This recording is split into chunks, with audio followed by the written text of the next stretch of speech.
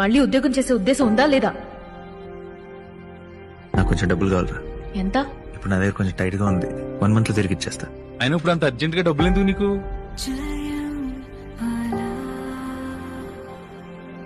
నువ్వు ఇంతకు మించి దిగజారమన్న ప్రతిసారి యు ప్రూవ్ మీ రాంగ్.